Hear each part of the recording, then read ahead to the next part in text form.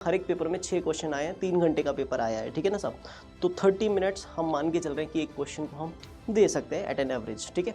ये जो ट्राइंगल है वो उस ट्राइंगल के सिमिलर है जिसकी साइड्स सारी की सारी साइड्स पॉजिटिव इंटीजर्स हैं। जितने भी नंबर्स थे उनके स्क्वायर्स का सम है ना, दोनों का जो प्रोडक्ट होता है वो दोनों के इंडिविजुअल प्रोडक्ट के सम के स्क्वायर के इक्वल होता है। तो ni को रिप्लेस कर देते हैं। li को क्या लिख दूंगा मैं, स्मॉल r लिख दूंगा, उसका square that is equal to. Hello everyone, क्या हालचाल, सब बढ़िया। चलिए हम आज फिर से एक साथ हैं आरएमओ की प्रिपरेशन करने के लिए, ठीक है। तो कैसे हैं आप लोग कैसे हैं, सब बढ़िया हैं। चलिए करते हैं स्टार्ट, ठीक है। तो आरएमओ 2023 से रिलेटेड है ना, कुछ है ना, one day one challenge series हम लेके आए हैं आप लोगों के लिए, ठीक है। One day one challenge series हम आप लोगों के लिए लेके आए हैं। और इसमें क्या करेंगे हम आपके साथ में ना क्वेश्चंस डिस्कस करेंगे। क्या करेंगे, क्वेश्चंस डिस्कस करेंगे। जैसे बाकी सीनियर फैकल्टीज़ ने कल आपको लाइव सेशन में बताया कि कैसे हम आरएमओ की प्रिपरेशन को आगे लेके जाने वाले हैं, ठीक है ना। तो वो चीज़ हम कंटिन्यू करेंगे, ठीक है। और क्या मैं क्या करने वाला हूँ, मैं आपके साथ डिस्कस करने वाला हूँ आज ज्योमेट्री की प्रॉब्लम्स, ठीक है ना। ज्योमेट्री की प्रॉब्लम्स में आप लोगों के साथ क्या करने वाला हूँ, डिस्कस करने वाला हूँ। तो आप लोग तो तैयारी होंगे, है ना। करें स्टार्ट, बिल्कुल करते हैं। लेकिन उससे पहले छोटी छोटी बातें, है ना। देखो IUQM तक आपने जो प्रिपरेशन की उसमें और आरएमओ की प्रिपरेशन में ना थोड़ा सा ना जो डिफरेंस आएगा वो डिफरेंस आपको कैसे अपने अंदर, है ना, क्रिएट करके दिखाना है। मतलब अगर देखा जाए IUQM का जो क्वेश्चन आता था उसको सॉल्व करने के लिए, है ना, आपको बहुत ज़्यादा टाइम नहीं मिलता था, ठीक है ना। वो एक अलग गेम था जिसमें आपको क्या करना था, क्वेश्चन के साथ डील करना था गिवन टाइम के अंदर ही, ठीक है ना। और यहाँ पर क्या हो जाता है, यहाँ पे नंबर ऑफ क्वेश्चंस लिमिटेड है ना। IUQM में 30 क्वेश्चन है। यहाँ पे अगर देखा जाए पास्ट फ्यू ईयर्स तक, जब तक आरएमओ हमारा हुआ था 2019 तक आई थिंक, है ना। तो वहाँ तक जो हमारे आरएमओज हुए हैं उसमें हर एक पेपर में 6 क्वेश्चन आए हैं, 3 घंटे का पेपर आया है, ठीक है ना साहब। तो 30 मिनट्स हम मान के चल रहे हैं कि एक क्वेश्चन को हम दे सकते हैं एट एन एवरेज, ठीक है। तो 30 मिनट्स हमारे पास क्वेश्चन को सॉल्व करने के लिए अवेलेबल है।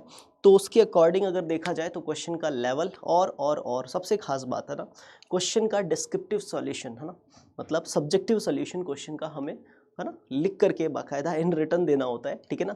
तो उसमें काफ़ी सारी चीज़ें, है ना, कल भी डिस्कस हुई थी आप लोगों के साथ में कि कैसे क्वेश्चन का सोल्यूशन हमें, है ना, प्रॉपर नोट बाय नोट, है ना, बिल्कुल अच्छे से क्वेश्चन का सोल्यूशन प्रिपेयर करके शो करना होता है, ठीक है ना साहब। वो चीज़ें ध्यान में रखते हुए हम क्या करेंगे, हमारे इन क्वेश्चंस को सॉल्व करेंगे, ठीक है। ज़्यादातर क्वेश्चन जो भी हम यहाँ पे डिस्कस करेंगे, सारे के सारे क्वेश्चन प्रीवियसली किसी ना किसी ओलंपियाड में, है ना, देखे जा चुके होंगे। वही क्वेश्चन हम यहाँ पे लेके आएंगे आप लोगों के साथ में। और क्या खास बात रहने वाली है, क्या खास बात रहने वाली है, हमारी प्रिपरेशन आरएमओ लेवल की है, लेकिन हमारा क्वेश्चंस का लेवल, है ना, एक स्टेज ऊपर यानी इनमो लेवल के क्वेश्चंस तक का लेवल रखेंगे हम क्लासेस में, ठीक है ना साहब। क्योंकि जैसे कल डिस्कस हुआ था कि IUQM का लेवल पिछले आरएमओ के क्वेश्चंस के लेवल के क्वेश्चंस इस बार IUQM 2023 में देखने को मिले हैं, ठीक है ना। तो क्योंकि क्वेश्चंस का लेवल बढ़ रहा है ना, तो हम भी क्या करेंगे, हम आरएमओ में, है ना, इनमो लेवल तक के क्वेश्चंस को, है ना, डील करने की अप्रोचेस अपने साथ लेके चलते हुए आगे बढ़ेंगे, ठीक है ना साहब। चलिए करते हैं स्टार्ट आज की इस क्लास में, ठीक है ना। ज्योमेट्री से रिलेटेड बातें करने के लिए आप तैयार हो जाइए, ठीक है ना। हम आज क्या करने वाले हैं, ज्योमेट्री प्रॉब्लम्स, है ना, डिस्कस करेंगे यहाँ पर, ठीक है ना। ठीक है, चलिए तो बढ़ते हैं आगे। ज्योमेट्री प्रॉब्लम्स में भी क्या, है ना, ज्योमेट्री प्रॉब्लम्स में भी क्या, है ना, सबसे खास बात, है ना। तो आज की जो प्रॉब्लम्स हमारी होंगी वो किस पे बेस्ड होंगी, बेसिकली वो प्रॉब्लम्स होंगी इन रेडियस पे बेस्ड, है ना, इन रेडियस ऑफ अ ट्राइंगल, है ना, ठीक है ना साहब, इन रेडियस ऑफ अ ट्राइंगल। आप जानते हो इन रेडियस स्मॉल आर, है ना, ट्राइंगल के लिए, है ना, बहुत सारी थ्योरी पढ़ाई थी मैंने ज्योमेट्री में, है ना, जब हमने IUQM की प्रिपरेशन की थी, है ना। उस थ्योरी से as it is direct questions भी आए। अगर आप ढूंढ के देखेंगे तो एक्स रेडियस पे बेस्ड एक बहुत ही प्यारा सवाल देखने को मिला था हमें, ठीक है ना, IUQM 2023 में भी, ठीक है ना साहब। तो उसी टाइप से हम इस में भी, है ना, थ्योरी को पैरेलली रखते हुए चलेंगे, है ना, और क्वेश्चंस को क्या करेंगे, सॉल्व करेंगे। आज के जो हमारे क्वेश्चंस होने वाले हैं वो इन रेडियस ऑफ अ ट्राइंगल पे बेस्ड होने वाले हैं, ठीक है ना साहब। और उसमें क्या होगा, उसमें क्या खास बात और होगी, उसमें अलजेब्रा का भर भर के यूज़ हो रहा होगा, है ना, अलजेब्रा, है ना, भर भर के, समझ रहे हो ना आप। ज्योमेट्री और अलजेब्रा जब मिक्स हो जाए ना, आप समझ लो कि चीज़ें अलग लेवल पे ना, अलग लेवल पे पहुंच जाती हैं, ठीक है ना साहब। तो चलते हैं, करते हैं स्टार्ट, ठीक है, आज का इस क्वेश्चन को, ठीक है। तो हमारा क्वेश्चन शुरू होता है यहाँ से।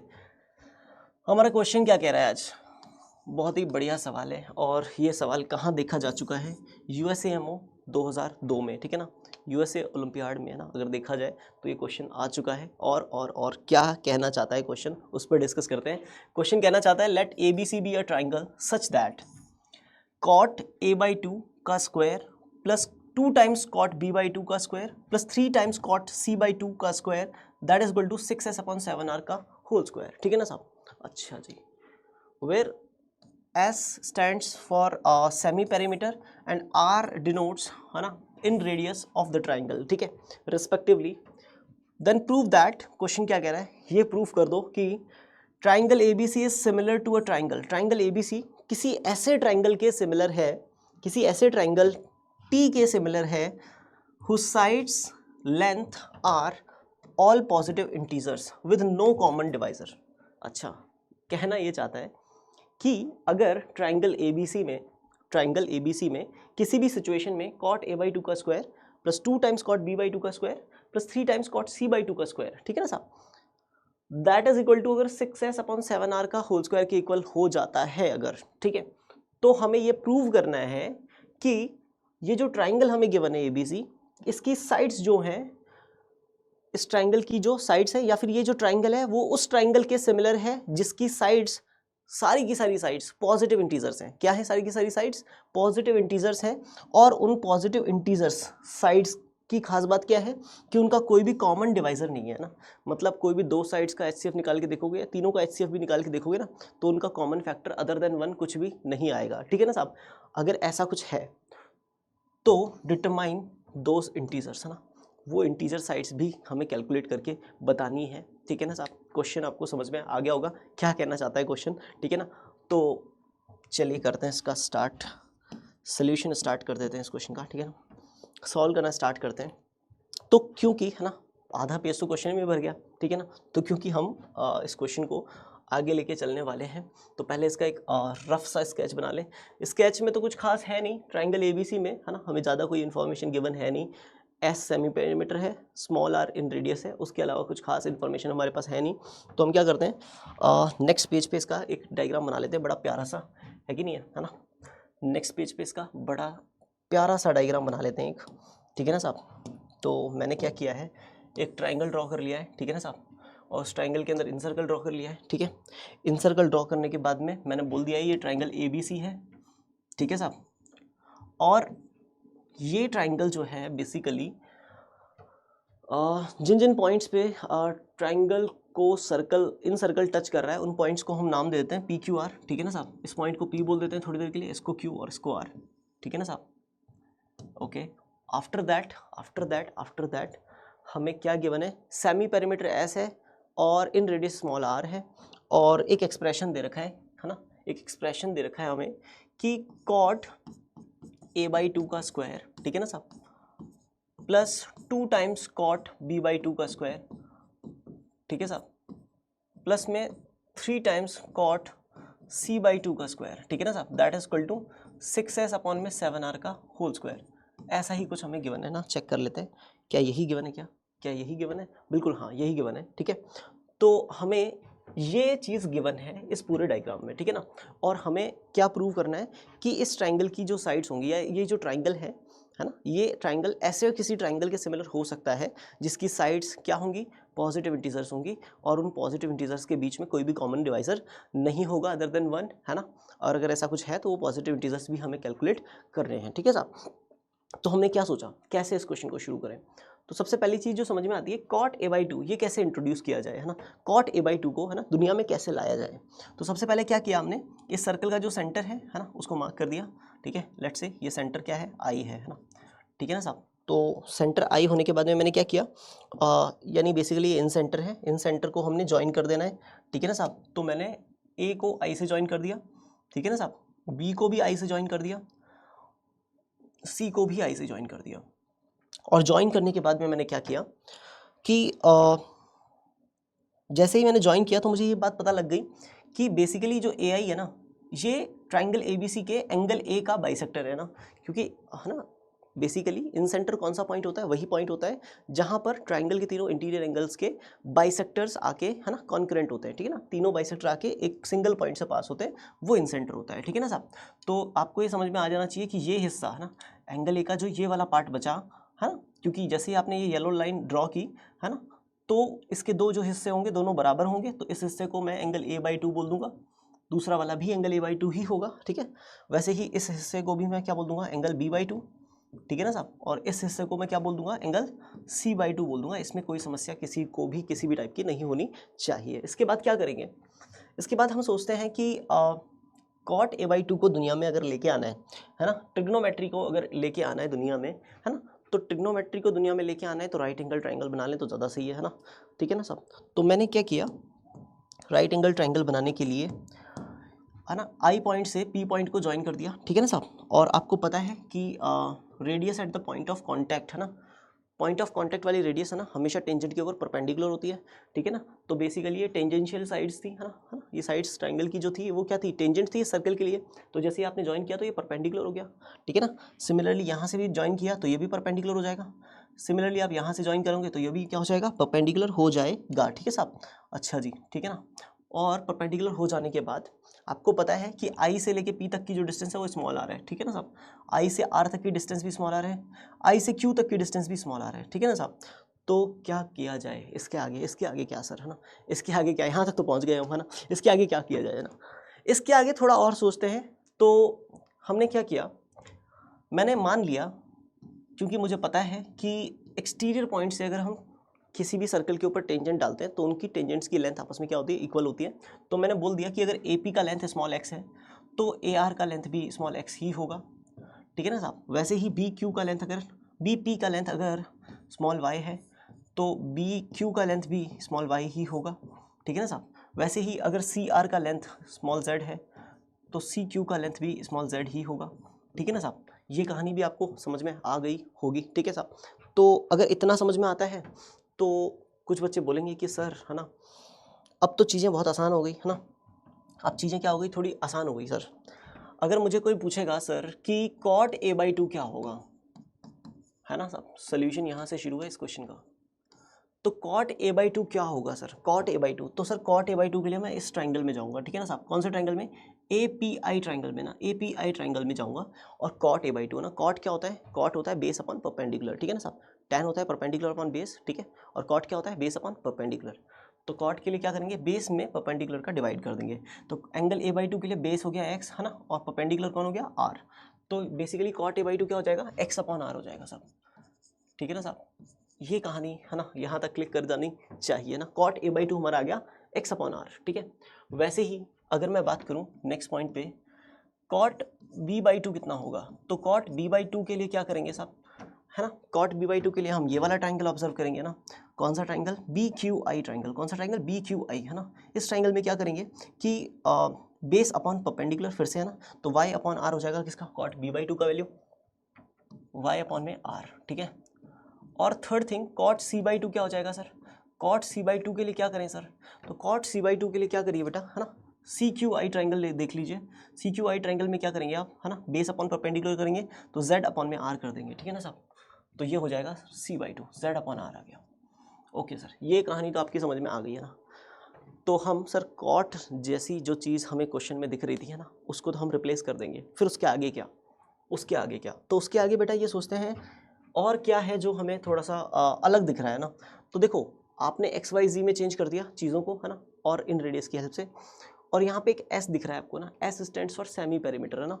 तो अगर मैं इस ट्राइंगल का पेरीमीटर पूछूं आपसे ना, तो इस ट्राइंगल का पेरीमीटर क्या हो जाएगा ना, ट्राइंगल का पेरीमीटर यहाँ पे देख लेते हैं अपन, पेरीमीटर ऑफ ट्राइंगल ना, पेरीमीटर ऑफ ट्राइंगल हो जाएगा है ना, x प्लस वाई ये वाली साइड की लेंथ, y प्लस जेड इस साइड की लेंथ, और z प्लस एक्स इस साइड की लेंथ।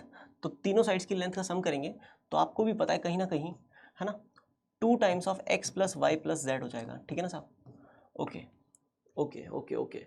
और सर अगर हम पैरीमीटर की जगह ये लिख दें सेमी पैरीमीटर है ना, क्या लिख दें, सेमी पैरीमीटर, सेमी पैरीमीटर लिख दें जो कि s हो जाएगा तो यहाँ पे किसका डिवाइड कर देंगे, 2 का डिवाइड कर देंगे, यहाँ पे किसका डिवाइड कर देंगे, 2 का डिवाइड कर देंगे। और जैसे ही 2 का डिवाइड करेंगे ना सर, 2 से 2 चलता बनेगा ना, और s का वैल्यू आ जाएगा x plus y plus z. ठीक है सर, आपने कह दिया और हमने मान लिया। ठीक है, और कोई ऑप्शन है? ठीक है, और कोई ऑप्शन तो बहुत सारे हो सकते हैं। ठीक है, बट हाँ, है ना, सबसे बड़ी चीज़ पता है क्या है? सबसे बड़ी चीज़ है कि ये आपको समझ में आता है कि s इक्वल टू क्या हो जाएगा, x plus y plus z हो जाएगा। अब क्या करें सर? अब एक काम करो, वैल्यूज पुट करना शुरू कर दो, है ना। तो मैंने क्या किया, कॉट a बाई 2 की जगह ना, कॉट a बाई 2 की जगह पे मैंने लिख दिया x अपॉन आर। ठीक है, तो x अपॉन आर का होल स्क्वायर, ठीक है ना sir, plus 2 times cot b by 2 है तो 2 एज इट इज रहेगा, है ना। कॉट b बाई 2 की जगह y अपॉन आर, तो यहाँ पे y अपॉन आर और यहाँ पे भी होल स्क्वायर, प्लस फिर 3 टाइम्स कॉट c बाई 2 है तो 3 एज इट इज रहेगा, कॉट c बाई 2 की जगह पे z अपॉन आर, ठीक है ना साहब, कॉट c बाई 2 की जगह पे z अपॉन आर उसका square, that is equal to कितना हो जाएगा, 6 टाइम्स, है ना, 6 टाइम्स। अगर देखा जाए s लिखा हुआ है तो s की जगह पे लिख देंगे x plus y plus z, ठीक है ना साहब, अपॉन में कितना है 7 r, और उसका भी क्या है, होल स्क्वायर। यहाँ तक कोई समस्या नहीं होनी चाहिए। अब क्या करें सर इसके आगे? तो बेटा थोड़ा सा इसको सिंप्लीफाई करते हैं, ठीक है ना, थोड़ा सा सिंप्लीफिकेशन करेंगे तो पता चलेगा। यहाँ पे आया एक्स स्क्वायर अपॉन में आर स्क्वायर, ठीक है ना साहब, एक्स स्क्वायर अपॉन में आर स्क्वायर, ठीक है साहब, तो एक्स स्क्वायर अपॉन में आर स्क्वायर यहाँ पे रहेगा, प्लस यहाँ पे 2y अपॉन आर का होल स्क्वायर करेंगे तो ये हो जाएगा 4y स्क्वायर अपॉन में आर स्क्वायर, और नेक्स्ट वाला हो जाएगा 9z स्क्वायर अपॉन में आर स्क्वायर, ठीक है साहब, that is equal to 6 x plus y plus z whole square करेंगे तो हो जाएगा 36 x plus y plus z का होल स्क्वायर अपॉन में 7r है तो 7 का स्क्वायर 49 और r square as it is. अब कुछ बच्चों ने कहा ना सर एक काम करते हैं ना, इस पूरी दुनिया से ना ये आर स्क्वायर एलसीएम ले लेते हैं इधर, है ना, और इधर वाला आर स्क्वायर उससे उड़ा देते हैं, तो उड़ा दिया जाए, है ना। तो जैसे उड़ाओगे तो आपको पता चलेगा कि ये एक्स स्क्वायर प्लस में 4y स्क्वायर प्लस में 9z स्क्वायर, है ना, दैट इज इक्वल टू हो जाएगा अपने पास में आर स्क्वायर, तो आपने एलसीएम ले लिया, ठीक है, डिवाइडेड बाय आर स्क्वायर लिख लेते हैं एक बार के लिए, कुछ बच्चे नहीं तो कमेंट्स में लिखेंगे सर आर स्क्वायर आपने पता नहीं कहाँ भेज दिया था, है ना, और हम उसी स्टेप पे अटक के रह गए, ठीक है ना साहब। तो अपॉन में 49 आर स्क्वायर से आर स्क्वायर मैंने उड़ा दिया है, 36 बाई 49 को उधर फेंक देते हैं थोड़ी देर के लिए, है ना, तो 49 आ जाएगा बाहर, ठीक है ना साहब, और 36 आ जाएगा इन सब के डिवाइड में, है ना।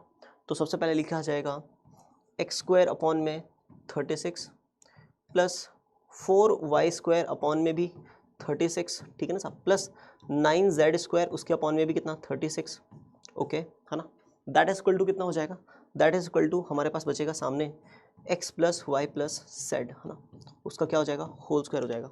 अच्छा, यहाँ तक की कहानी तो समझ में आ गई। अब क्या करें, इसके आगे क्या किया जाए? तो बेटा थोड़ा सा और सिंप्लीफाई करते हैं ताकि चीज़ें दिखें थोड़ी, है ना।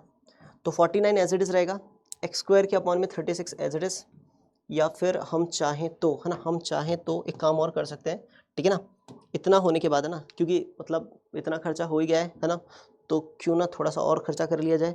तो एक्स स्क्वायर अपॉन 36 को ना थोड़ा सा तमीज़ से x बाय 6 का होल स्क्वायर लिख लेते हैं, ठीक है ना साहब, और 4 से 36 को 9 टाइम्स कैंसिल किया, है ना, तो ये हो जाएगा y अपॉन में 3 का होल स्क्वायर, ठीक है ना साहब, ओके, और 9z अपॉन में 36, तो 9 से कैंसिल किया 1 टाइम्स और यहाँ पे 4 टाइम्स, है ना, तो ये कितना हो जाएगा,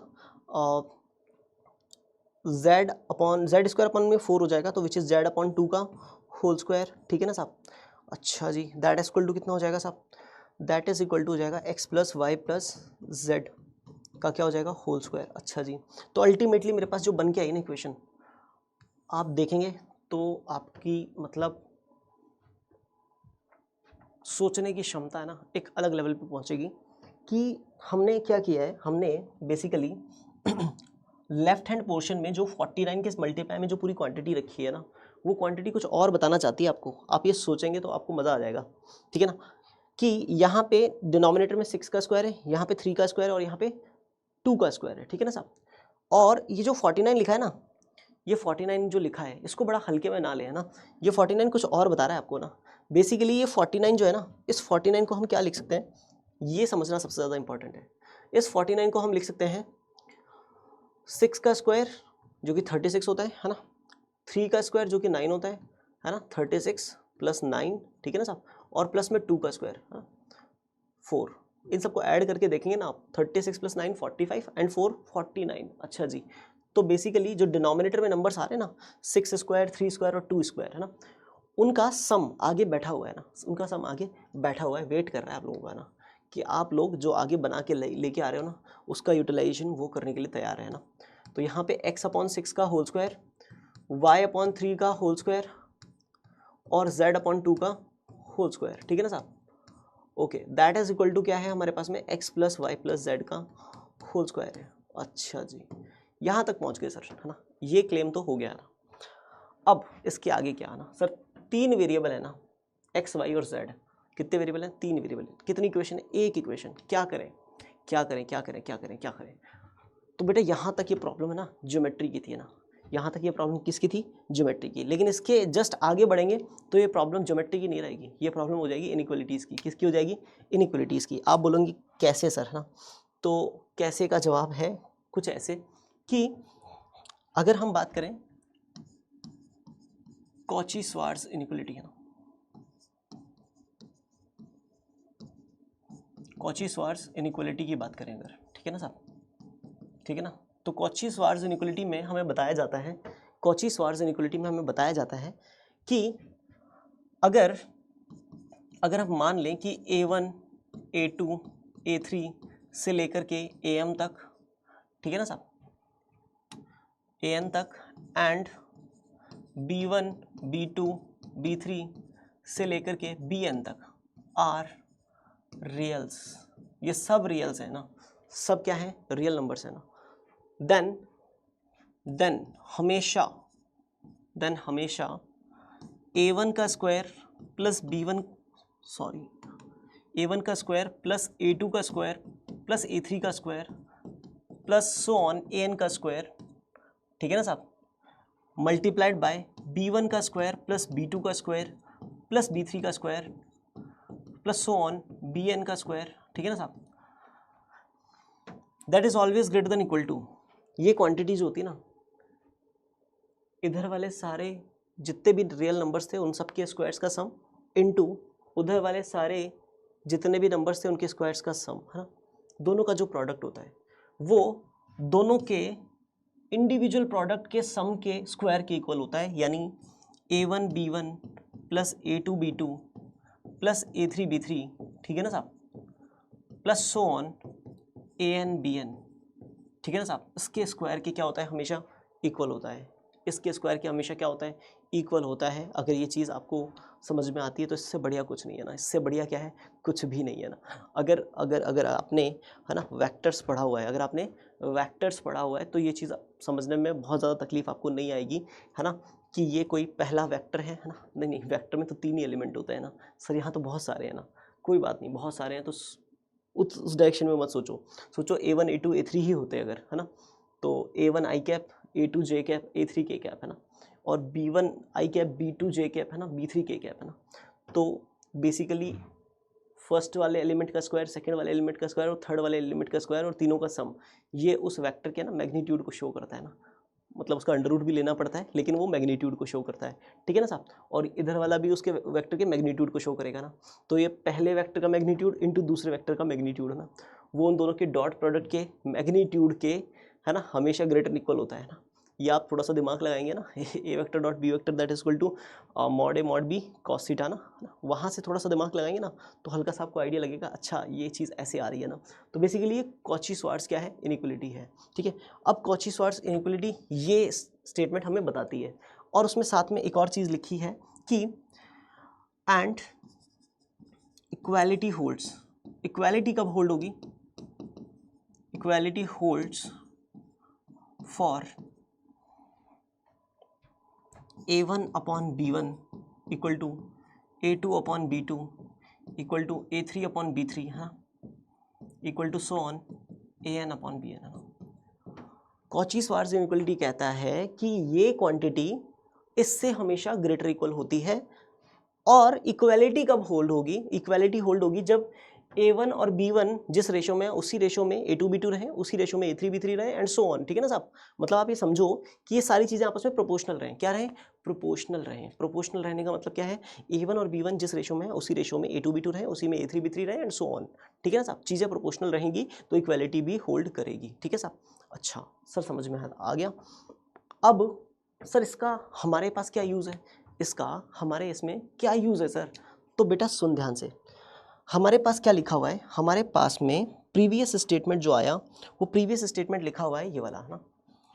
प्रीवियस स्टेटमेंट जो हमारे पास है वो स्टेटमेंट कुछ ये वाला है, ठीक है साहब। ये स्टेटमेंट है ना, ये स्टेटमेंट है ना। इस स्टेटमेंट को उठा के हम उधर लेके जा रहे हैं, ठीक है ना साहब। मैं लिखूंगा और आप समझेंगे कि सर बात तो दमदार है ना। हमारे पास लिखा हुआ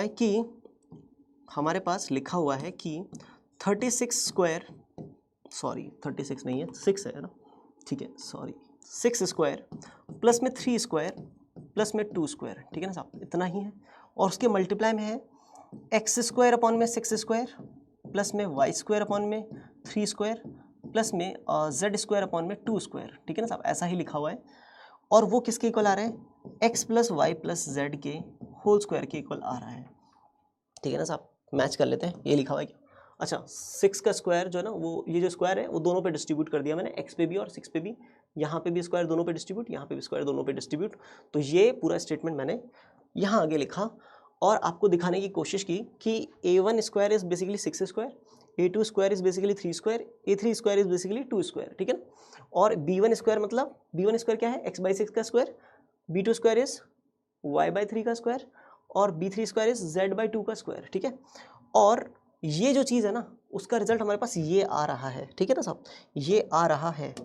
और अगर इसको आप ध्यान से देखो ना, इसको आप मन की नज़र से देखो, यानी मेरी नज़र से देखो, ठीक है ना, तो आपको समझ में आएगा कि किसी ने ये लिखा हुआ है कि 6 इंटू x/6 है ना, 6 इंटू x/6 जो कि A1 B1 होता है, ठीक है ना साहब, प्लस 3 इंटू y/3 है ना, प्लस 2 इंटू z/2 है ना, और उसका होल स्क्वायर। किसी ने, है ना, इन दोनों का, है ना, इंडिविजुअल्स का प्रोडक्ट करके उनके सम का स्क्वायर किया और 6 से 6 कैंसिल हुआ, 3 से 3 कैंसिल हुआ, 2 से 2 कैंसिल हुआ और x plus y plus z का होल स्क्वायर बच गया, ठीक है ना साहब, ठीक है ना। अगर मैं लेफ्ट वाले स्टेटमेंट को लेकर के, है ना, कॉची-श्वार्ट्ज इनइक्वालिटी बनाऊं तो हमें ये पता लगेगा कि इस क्वांटिटी का value x plus y plus z के होल स्क्वायर से हमेशा ग्रेटर और इक्वल होगा। लेकिन हमें क्या गिवन है? हमें गिवन है कि ये चीज़ जो है ना वो इसके इक्वल है। समझ में आ रही है बात आपको? हमें इक्वलिटी होल्ड हो रही है, ये हमें पता है। हमें ये पता है कि इक्वलिटी होल्ड हो रही है। और इक्वलिटी होल्ड कब होती है? बस हमें सिर्फ इतना सोचना है। इक्वलिटी होल्ड कब होती है? जब ये चीज़ें आपस में क्या हो? प्रोपोर्शनल हो, ठीक है ना साहब। ये चीज़ें आपस में क्या हो? प्रोपोर्शनल हो, ठीक है साहब। अच्छा ये चीज़ें प्रोपोर्शनल कब होंगी? यानी हमें ये पता लगेगा कि जो रेशो 6 और x/6 का होगा, है ना, वही रेशो, है ना, 3 और y/3 का होगा, वही रेशो 2 और z/2 का होगा। क्लियर है ना? मतलब ये चीज़ें आपस में प्रोपोर्शनल होंगी, है ना, चीज़ें आपस में क्या होंगी? प्रोपोर्शनल होंगी। और जैसे ही चीज़ें प्रोपोर्शनल होंगी ना, आपको ये क्लिक कर जाएगा, तो आपको दिखने लग जाएगा कि सर इस चीज़ को आगे चल के हम क्या बोलेंगे, है ना, इस चीज़ को आगे चल के हम क्या बोलेंगे? इस चीज़ को हम बोलेंगे कि बेसिकली 6 ऊपर चला जाएगा तो 36/x है ना, 9/y है और 4/z है ना, और रिवर्स कर दे तो x/36 है, y/ में कितना है? 9 है, और z/ में कितना है? z/ में 4 है, ठीक है ना साहब। और इन सबको ना सर एक बार के लिए आपने k के इक्वल ले लिया, है ना, और 3 लोग जब भी बराबर होते हैं तो चौथा इंट्रोड्यूस करना ही होता है हमें, ठीक है ना साहब। 3 लोग अगर इक्वल गिवन है तो चौथा तो हमें इंट्रोड्यूस करना ही होता है, ठीक है ना। तो इंट्रोड्यूस कर दिया तो यहाँ से ये पता लगेगा कि x किसके इक्वल हो जाएगा साहब? x इक्वल हो जाएगा 36k के, है ना, x इक्वल हो जाएगा 36k के, ठीक है साहब। y किसके इक्वल हो जाएगा? y इक्वल हो जाएगा 9k के, है ना, ठीक है ना साहब, ओके। और z किसके इक्वल हो जाएगा? z हो जाएगा सर 4k के इक्वल, ओके। तो जब इतना हो जाएगा बेटा, है ना, जब इतना हो जाएगा तो साइड्स की लेंथ के बारे में भी कुछ बता दो, है ना, क्योंकि x आ गया, y आ गया और z आ गया ना, तो हम साइड्स लेंथ बता सकते हैं ना। x प्लस वाई करेंगे तो AB आ जाएगा ना, y प्लस जेड करेंगे तो BC आ जाएगा, और z प्लस x करेंगे तो AC आ जाएगा ना। तो तीनों साइड्स की लेंथ निकाल लेते हैं ना। है ना। तो ए बी साइड की लेंथ कितनी आएगी, ए बी साइड की लेंथ कितनी आएगी, ए बी साइड की लेंथ आएगी 36 है ना, एक्स प्लस वाई, तो वो हो जाएगी हमारे पास में 36K प्लस 9K है ना, तो हो जाएगा 45K है ना। ओके, और बी सी साइड क्या हो जाएगा, बी सी साइड हो जाएगा y प्लस जेड है ना, y प्लस जेड है ना, तो y प्लस जेड करेंगे 9K प्लस 4K कितना हो जाएगा, y प्लस जेड मतलब 9K plus 4K which is 13K है ना। ओके, और सी ए साइड निकालेंगे, ठीक है ना साहब, तो क्या हो जाएगा z प्लस एक्स हो जाएगा, और z प्लस एक्स कितना होगा, z प्लस एक्स हो जाएगा हमारा 4K plus 36K which is 40K है ना। ओके, तो अगर देखा जाए है ना, अगर देखा जाए ट्राइंगल ABC है ना की साइड्स का रेशियो क्या है ना, ट्राइंगल ABC है ना, ratio of the sides of triangle ABC है ना, ratio of sides of triangle ABC है ना, ट्राइंगल ABC, ठीक है ना साहब, तो वो रेशियो क्या हो जाएगा, अगर मैं AB ratio BC ratio CA निकालूँ है ना, ठीक है ना साहब, AB ratio BC ratio CA निकालूँ, तो वो रेशियो क्या होगा, आप AB की जगह 45K रखेंगे, BC की जगह 13K रखेंगे और CA की जगह 40K रखेंगे ना, तो K से K उड़ा दिया जाएगा और आपको पता लग जाएगा कि ये आ जाएगा 45 रेशियो 13 रेशियो 40। और जैसे ही आप इस हकीकत तक पहुंचेंगे ना कि साइड्स का रेशियो क्या है 45 रेशियो 13 रेशियो 40 है ना, जैसे आप इस हकीकत तक पहुंच जाएंगे कि साइड्स का रेशियो पता लग गया सर है ना, साइड्स का रेशियो पता लग गया, तो फिर मैं ये बोलूँगा कि ये तो ट्राइंगल ABC आपको गिवन था ना, ये तो उस ट्राइंगल की हालात हैं जो ट्राइंगल आपको गिवन था ना, उसकी साइड्स कौन से रेशियो में होंगी 45 रेशियो 13 रेशियो 40 में है ना, ठीक है ना, साइड्स का रेशियो है ये, हो सकता है कि जो रेशियो गिवन है वो एक्चुअल साइड्स की लेंथ ना हो है ना, हो सकता है इनकी रेशियो की जस्ट डबल साइड्स हो ना, यानी जो 45 दिख रहा है रेशियो में वो 90 हो है ना, जो 13 दिख रहा है वो 26 हो, और जो 40 दिख रहा है वो 80 हो ना, यानी डबल हो जाए साइड्स का लेंथ। लेकिन लेकिन लेकिन लेकिन लेकिन लेकिन आप ये बात हमेशा समझें कि इस ट्राइंगल के सिमिलर एक ऐसा ट्राइंगल बनाया जा सकता है, एक ऐसा ट्राइंगल टी जरूर बनाया जा सकता है जिसकी साइड्स एग्जैक्टली कितनी लेंथ की हो, एक साइड हो 45 लेंथ की, एक साइड हो 40 लेंथ की और एक साइड हो 13 लेंथ की। एक ऐसा ट्राइंगल हमेशा, ये हमेशा पॉसिबिलिटी है कि आप एक ऐसा ट्राइंगल ज़रूर बना सकते हैं, एक ऐसा ट्राइंगल ज़रूर बना सकते हैं जिसकी साइड्स का लेंथ 45, 40 और 13 हो, और क्योंकि अगर ऐसी ट्राइंगल बन सकती है तो उसकी साइड्स कैसी हैं, सारे के सारे साइड्स क्या हैं, इंटीजर्स हैं, पॉजिटिव इंटीजर्स, और इनकी क्या खास बात है 13, 40 और 45 है ना, ये तीन ऐसे इंटीजर हैं जिनका कोई भी कॉमन डिवाइजर भी नहीं है ना, तो हम यहाँ पे बोल सकते हैं hence it is possible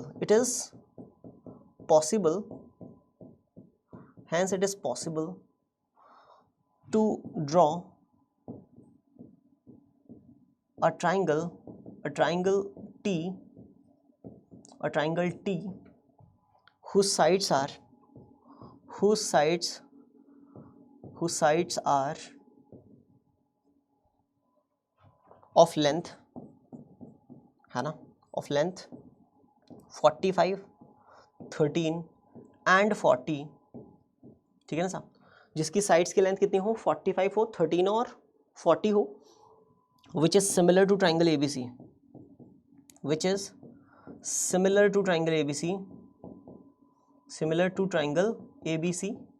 and also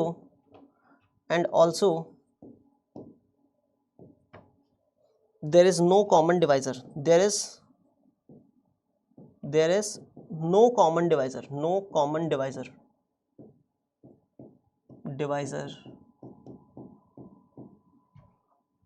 other than one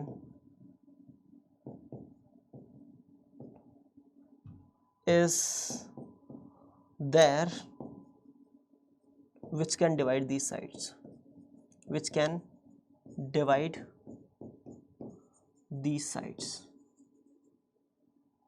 these integers, ठीक है साहब, इंटीजर्स को डिवाइड करने वाला कोई भी ऐसा कॉमन डिवाइजर नहीं है अदर देन वन है ना, जो यहाँ पे अवेलेबल हो।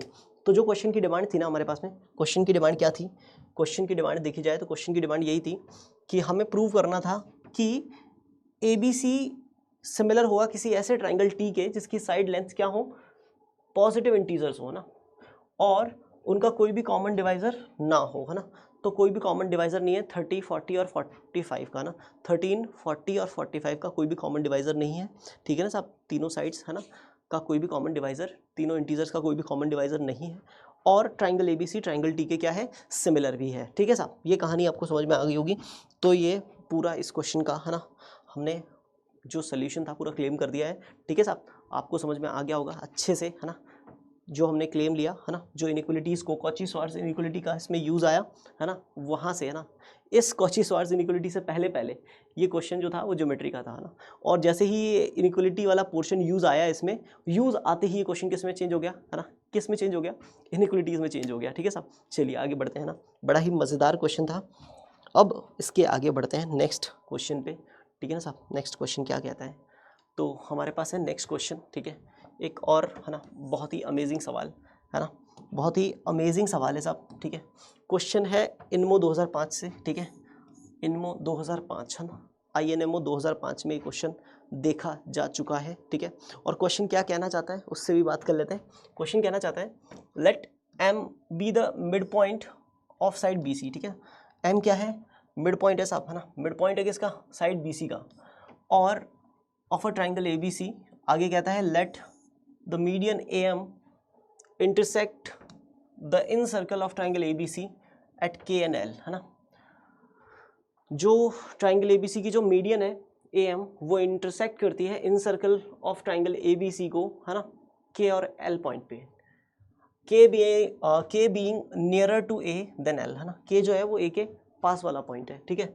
आगे क्वेश्चन कहता है AK equals to KL equals to LM, है ना, तीन चीज़ें आपस में बराबर भी हैं जो डायग्राम बनाने पर ही दिखेंगी। Prove that the sides of the triangle ABC are in the ratio 5:10:13 in some order, ठीक है ना साहब, है ना। इसमें भी है ना अच्छी खासी, है ना, इन सर्कल वाली बातें यूज़ होने वाली हैं, है ना। मैंने कहा था आज की प्रॉब्लम्स जो है वो किसके ऊपर बेस्ड होने वाली है, इन रेडियस के ऊपर बेस्ड होने वाली है, ठीक है साहब। तो इन चीज़ों पे भी हम क्या करेंगे, डिस्कस करेंगे। पहले क्या करते हैं, इसका एक रफ स्केच बना लेते हैं, ठीक है ना साहब। क्या बना लेते हैं, रफ स्केच बनाते हैं इस क्वेश्चन का, है ना। रफ स्केच क्या कहना चाहता है पहले उससे बात करेंगे, फिर इसका फाइनल ओरिजिनल स्केच बनाएंगे, फिर क्वेश्चन को डील करने के लिए आगे बढ़ेंगे हम। इसमें कंस्ट्रक्शन काफ़ी सारा है ना। तो पहले ट्राइंगल बनाना शुरू करते हैं।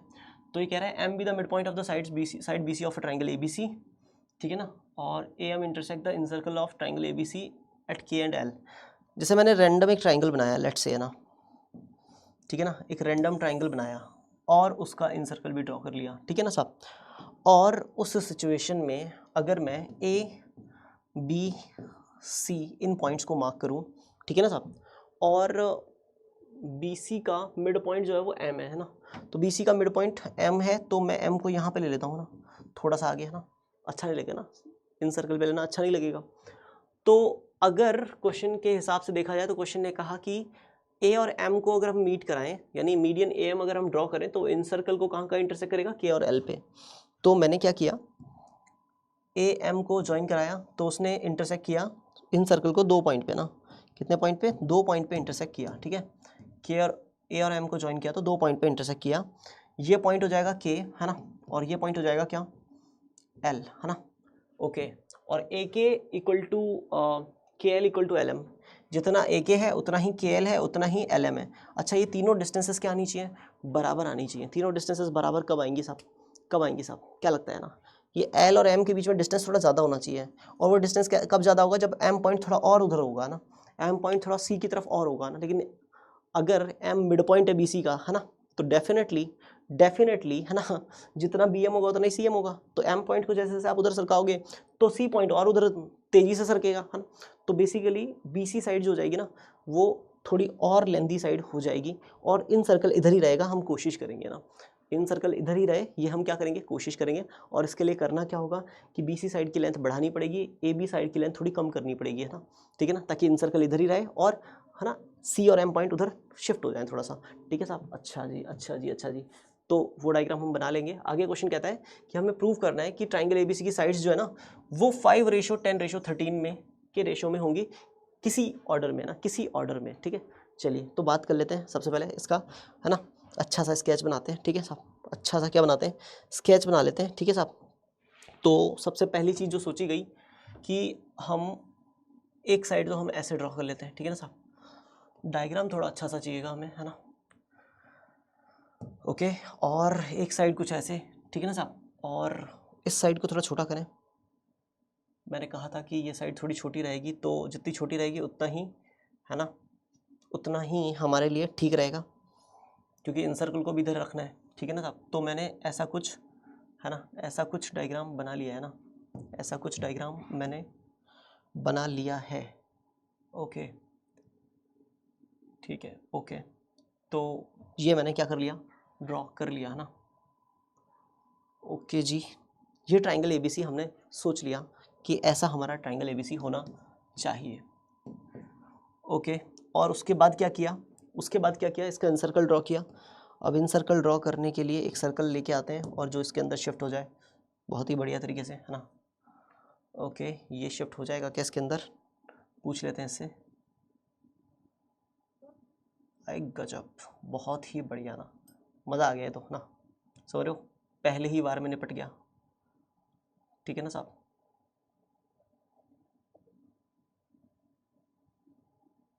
बहुत ही बढ़िया ना, ठीक है।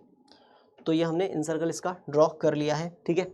आगे क्वेश्चन क्या कहता है कि अगर हम BC का मिड पॉइंट मार्क करें, BC का मिड पॉइंट मार्क करें, तो BC का मिड पॉइंट लेट से ये पॉइंट है M, है ना। तो आप जब M पॉइंट को मिलाओगे किससे, A से, यानी मीडियन AM को ज्वाइन करोगे, मीडियन AM को क्या करेंगे, अगर आप ज्वाइन करेंगे तो वो मीडियन AM इन सर्कल को दो पॉइंट्स पे इंटरसेक्ट करेगा। कौन कौन से पॉइंट्स पे, K पॉइंट पे भी और L पॉइंट पे भी। K पॉइंट यही है, L पॉइंट यही है, ये बात उसने पहले से ही बता दी। क्यों बता दी, क्या सोच के बताई, उसने ये बोला है कि K और L पॉइंट्स इस टाइप से हैं कि K पॉइंट A के नियरर है रेदर देन L, है ना। L से ज़्यादा पास कौन है, K है, तो K उधर होगा, L इधर होगा, ठीक है साहब।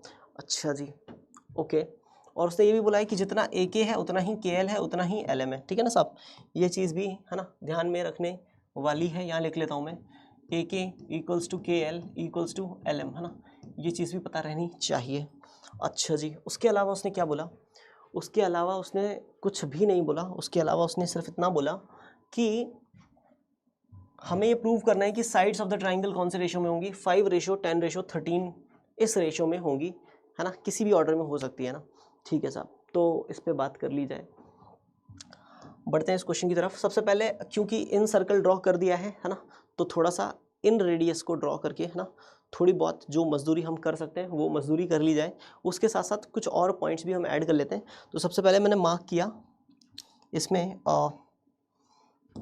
इन सेंटर, है ना, इन सेंटर में मान लेता हूँ कि यहाँ पे है, ठीक है ना साहब, इन सेंटर यहाँ पे है, ठीक है। और इन सेंटर अगर यहाँ पे है तो इन सेंटर को कहाँ कहाँ से ज्वाइन कर दें हम, ठीक है। इन सेंटर को ज्वाइन करने के लिए क्या किया मैंने, सबसे पहले तो इन सेंटर से ना यहाँ पे एक परपेंडिकुलर ड्रॉ कर लिया ना, ठीक है साहब, क्योंकि ये पॉइंट बहुत ज़्यादा अच्छा लग नहीं रहा था मुझे, है ना। तो यहाँ से मैंने एक परपेंडिकुलर ड्रॉ कर लिया है साहब, है ना, ठीक है। एक तो ये परपेंडिकुलर ड्रॉ कर लिया,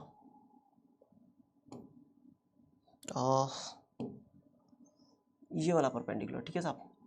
इसको उठा के इधर शिफ्ट कर लेते हैं थोड़ा सा, ठीक है ना साहब, ठीक है ना, ये मैंने इधर शिफ्ट कर लिया है। तो ये इन सेंटर आई है, ठीक है। और उसके अलावा दो तीन चीज़ें और कर लेते हैं। यहाँ से एक परपेंडिकुलर इधर डाल देते हैं, है ना, पॉइंट ऑफ कांटेक्ट जो भी होगा वहाँ पर, ठीक है साहब। और एक परपेंडिकुलर इधर डाल देते हैं, ठीक है ना साहब, ओके। और क्या करें, और क्या करें, इन दोनों को भी ज्वाइन कर देते हैं, ठीक है साहब, इन दोनों को भी ज्वाइन कर देते हैं और इन दोनों को भी ज्वाइन कर देते हैं। ये बहुत सारे कंस्ट्रक्शन कर दिए मैंने ना, बहुत सारे, भर गया ना। अब आपके सवाल होंगे सर इतने सारे कंस्ट्रक्शन की क्या ज़रूरत थी, है ना। तो ज़रूरत क्या पड़ेगी वो भी देखते जाएंगे साथ साथ, ठीक है ना। तो सबसे पहले क्या किया, इसको आई मार्क किया, ठीक है ना साहब। और ये जो बचे हुए पॉइंट्स हैं, तो एम आ चुका है तो ये एन पॉइंट हो जाएगा। और इस पॉइंट को पी ले लेते हैं, इसको क्यू ले लेते हैं, है ना। यहाँ तक तो कोई परेशानी होनी ही नहीं चाहिए, ठीक है ना साहब। अच्छा, ये परपेंडिकुलर होगा, ये पता होना चाहिए, ये भी परपेंडिकुलर होगा, ये भी पता होना चाहिए। और क्योंकि सेंटर से कॉर्ड के ऊपर है ना, ये केएल क्या है, कॉर्ड के ऊपर मैंने परपेंडिकुलर ड्रॉ किया है ना। सेंटर से कॉर्ड के ऊपर क्या ड्रॉ किया मैंने, परपेंडिकुलर ड्रॉ किया है। क्या ड्रॉ किया है, परपेंडिकुलर ड्रॉ किया है। तो फ्रॉम सेंटर टू कॉर्ड, है ना, perpendicular from centre to the chord bisects the chord, right. तो जितना के एन होगा उतना ही एन एल होगा ना, ये बात याद रखिएगा आप, ठीक है ना, ये बात आप याद रखिएगा कि जितना Kn होगा उतना ही Nl होगा। अच्छा, इसके बाद कुछ सोचा ना, है ना, सोल्यूशन में सबसे पहला स्टेप लिखा मैंने, है ना, क्या लिखा कि क्योंकि In परपेंडिकुलर है किसके ऊपर, In परपेंडिकुलर है किसके ऊपर, Kl के ऊपर, ठीक है ना साहब, तो ये इम्प्लाई करेगा कि जितना जितना Kn है उतना ही Nl होगा। और अगर ऐसा है तो आपको एक चीज़ और पता है पहले से, है ना, कि जितना AK है उतना ही Lm है ना, AK जितना है, ऑल्सो यू नो कि AK जितना है उतना ही Lm है, ठीक है ना साहब। तो अगर आप इन दोनों को जोड़ दो ना, यानी AK में तो आप Kn ऐड कर दो और Lm में आप Nl ऐड कर दो, है ना, ठीक है ना साहब। अगर आपने AK में Kn ऐड कर दिया तो ये An बन जाएगा, क्या बन जाएगा, An बन जाएगा, ओके। और अगर आपने Nl में Lm ऐड कर दिया तो ये Nm बन जाएगा, ठीक है ना साहब। अच्छा जी, तो ये समझ में आया कि ये दोनों मिलकर के बन जाएंगे An और ये दोनों मिलकर बन जाएंगे क्या बन जाएंगे भाई, क्या बन जाएंगे, क्या लगता है, ये बन जाएंगे Mn, है ना, Mn बन जाएंगे। और जैसे ही आपको पता लग गया कि जितना An है उतना ही Mn है, अच्छा जी, तो आप तुरंत लिख सकते हो कि ये इम्प्लाई करता है ना सर, ये इम्प्लाई करता है कि जो ट्राइंगल ANI है ना, जो ट्राइंगल ANI है वो कॉन्ग्रुएंट है सर, वो क्या है, कॉन्ग्रुएंट है किसके, MNI के, ना, MNI ट्राइंगल के कॉन्ग्रुएंट है, ट्राइंगल MNI के क्या है, कॉन्ग्रुएंट है। क्यों है साहब, क्यों है कॉन्ग्रुएंट, क्यों है कॉन्ग्रुएंट, ध्यान से सुनिए। आपने ये तो प्रूव कर दिया कि ये साइड और ये साइड आपस में बराबर है ना, AN और MN बराबर है, ये तो आपको पता ही है ही। दूसरा IN क्या हो गया, कॉमन साइड, है ना, और एक एक एंगल कितने का है, 90 का, है ना। तो किसी भी ट्राइंगल में टू साइड्स और उनका इंक्लूडेड एंगल अगर क्या हो जाए, दूसरे ट्राइंगल के टू साइड्स और इंक्लूडेड एंगल के इक्वल हो जाए तो डेफिनेटली दोनों ट्राइंगल क्या हो जाते हैं, है ना, कॉन्ग्रुएंट हो जाते हैं। और जैसे ही दो ट्राइंगल कॉन्ग्रुएंट होंगे, है ना, तो इतना तो आपको समझ में आता है कि बाय सिम्प्लिसिटी हम लिख सकते हैं कि उनकी कॉरस्पॉन्डिंग साइड्स क्या होंगी, इक्वल होंगी। तो मैं लिख दूंगा कि AI का जो लेंथ है और MI का जो लेंथ है दोनों बराबर हो जाएंगे। जो AI का लेंथ है ना, जो AI का लेंथ है वो MI के लेंथ के क्या हो जाएगा, बराबर हो जाएगा, ठीक है साहब। अच्छा जी, ये बात तो सर समझ में आ गई। उसके आगे क्या करें सर, उसके आगे थोड़ा सा इन रेडियस का यूज़ करना शुरू करते हैं ना। मैंने लिखा कि ये इन रेडियस है, ये भी इन रेडियस है, और ये जो IL लिखा हुआ ना ये भी इन रेडियस है ना, ठीक है ना साहब, IL भी क्या है, इन रेडियस है ना। अब इन रेडियस का यूज़ कैसे करें, तो सबसे पहले उठाते हैं ट्राइंगल AQI, है ना, in triangle AQI, in triangle AQI आपको भी पता है ना, आपको भी पता है कुछ चीज़ों के बारे में ना, कुछ चीज़ों के बारे में, है ना। क्या क्या पता है कि सर AI तो इस ट्राइंगल के लिए ना, इस ट्राइंगल के लिए हाइपोटेन्यूस का काम कर रहा है ना, और R जो है ना वो परपेंडिकुलर का काम करेगा अगर हम इस एंगल के बारे में डिस्कस करें ना। तो मैंने इस एंगल को बोल दिया क्योंकि आपने A को इन सेंटर से मिलाया है, तो वर्टेक्स को इन सेंटर से ज्वाइन करने वाला जो लाइन होता है ना बेसिकली, है ना, वो लाइन क्या करता है, उस एंगल को बाइसेक्ट करता है। तो ये एंगल हो जाएगा एंगल A/2, ठीक है ना साहब, कितना हो जाएगा, एंगल A/2। तो मैंने लिखा कि अगर मैं हाइपोटेनियस में परपेंडिकुलर का डिवाइड कर दूं, यानी AI में R का डिवाइड कर दूं ना, AI में किसका डिवाइड कर दूं, R का डिवाइड कर दूं, तो क्या आ जाएगा साहब, क्या बन के आएगा आप बताइए। ठीक है, AI में अगर मैं R का डिवाइड कर दूं तो क्या निकल के आएगा, तो हाइपोटेनियस अपॉन परपेंडिकुलर क्या होता है भाई हमारी कॉलोनी में, वो होता है कोसेक A/2, कोसेक A/2, ठीक है साहब, कोसेक A/2 हो जाएगा। अब क्या करें, R को उधर फेंक दें, है ना, तो AI की लेंथ कितनी निकल के आएगी हमारे पास में, AI की लेंथ निकल के आएगी R कोसेक A/2, ठीक है ना साहब, R कोसेक A/2। अच्छा जी, यहाँ तक तो कोई परेशानी नहीं है। अब क्या करें, इसके आगे क्या करें सर, इसके आगे क्या करें, है ना, तो इसके आगे ये कर सकते हैं हम कि इसके आगे हम ये कर सकते हैं कि थोड़ा सा कहानियों को और आगे बढ़ाया जाए, है ना। तो कहानियों को थोड़ा सा और आगे बढ़ाएंगे तो हम क्या करते हैं, सबसे पहले और कौन से ट्राइंगल में हम क्या करें, सबसे पहले लगा दें क्या, कौन से ट्राइंगल में हम सबसे पहले क्या लगा दें, सबसे पहले लगा दें पाइथागोरस थ्योरम। तो सबसे पहले शुरू कर लेते हैं, ये वाला ट्राइंगल ले लेते हैं, IPM ट्राइंगल। कौन सा ट्राइंगल, IPM, है ना। तो सबसे पहले मैंने लिखा इन ट्राइंगल IPM, है ना। इसमें अगर पाइथागोरस थ्योरम लगा दूं मैं, है ना, इस ट्राइंगल में अगर मैं क्या लगा दूं, पाइथागोरस थ्योरम लगा दूं बेटा, तो क्या बनेगा, IPM ट्राइंगल में पाइथागोरस थ्योरम लगाएंगे तो IM² किसके इक्वल होगा, R² + PM², है ना, ठीक है ना।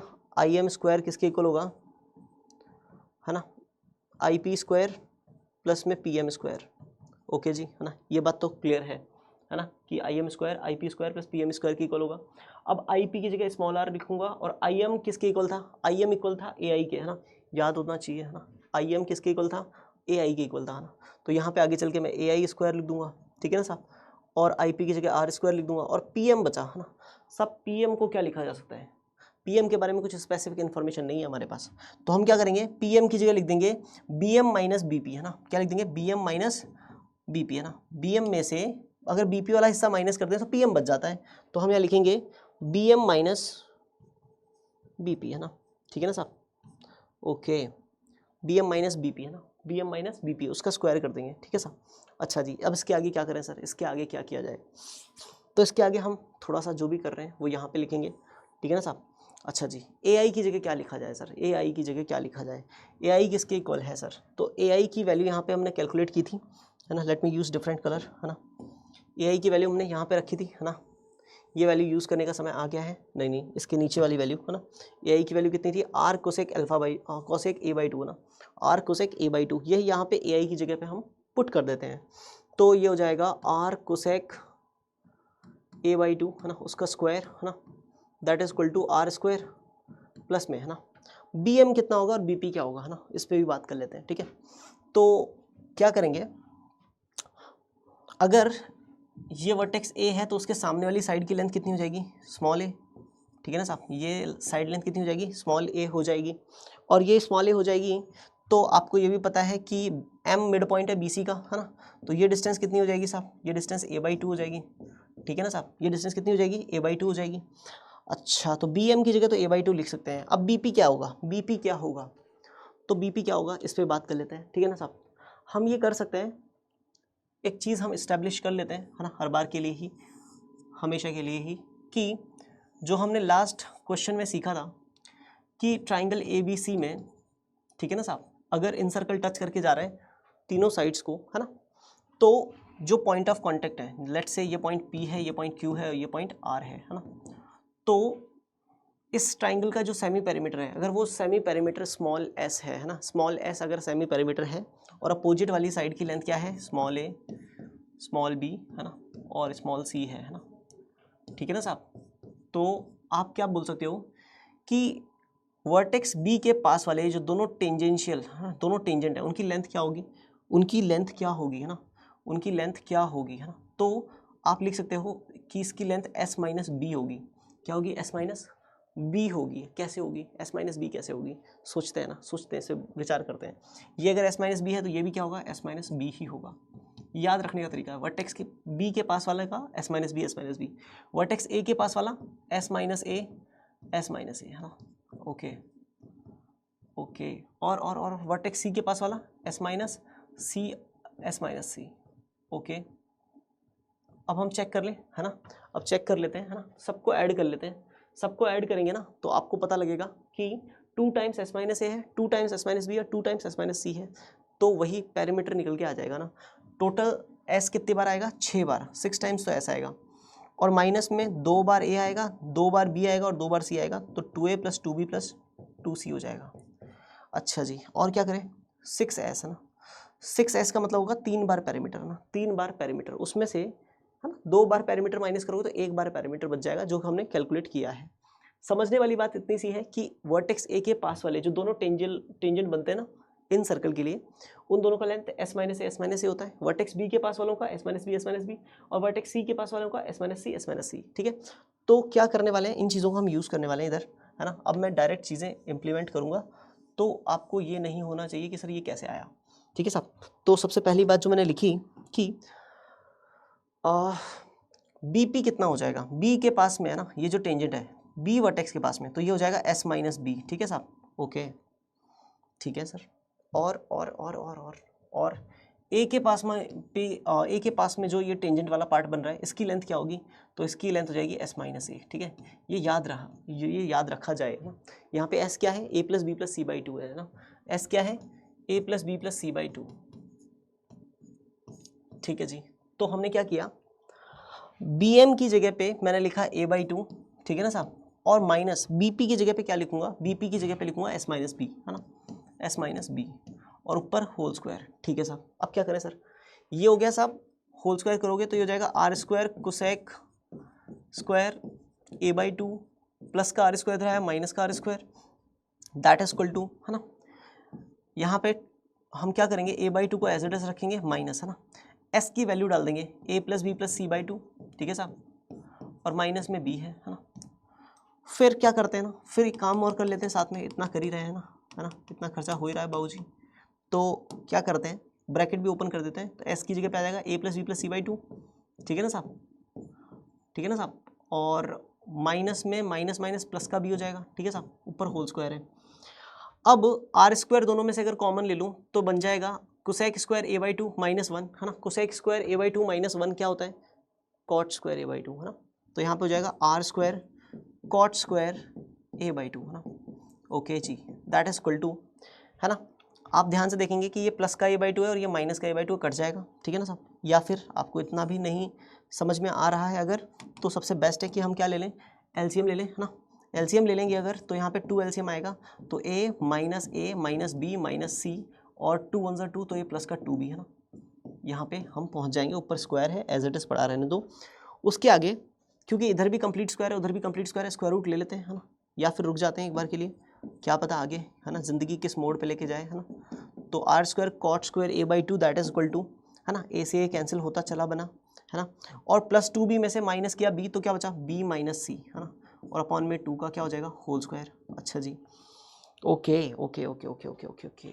फिर क्या करें सर, फिर क्या करें, एक ये r cot A by two के बारे में भी सोच लेते हैं ना, कि r cot A by two क्या होगा, अगर एंगल ए बाई टू इस ट्राइंगल में हमें देखने को मिला था, तो कॉट ए बाई टू निकालो ज़रा, क्या आएगा, कॉट ए बाई टू क्या होना चाहिए, कॉट क्या होता है, कॉट होता है बेसिकली बेस अपॉन परपेंडिकुलर, है ना, तो एंगल ए बाई टू के लिए बेस कौन सी साइड हो जाएगी, ए क्यू हो जाएगी, है ना, और ए क्यू को क्या लिख देंगे हम एस माइनस ए, है ना, ए क्यू कितना हो जाएगा एस माइनस ए, है ना, अपॉन में, है ना, परपेंडिकुलर क्या हो जाएगा आर, ठीक है ना, तो आर को इधर फेंकेंगे तो R cot A by two कितना होता है, R cot A by two हो जाता है एस माइनस ए, कोई दिक्कत तो नहीं है, अच्छा जी, तो इस क्वांटिटी को जो कि R square cot square A by two है उसको एस माइनस ए का क्या लिख देंगे होल स्क्वायर, और उधर लिख देंगे B minus C by two का क्या होल स्क्वायर।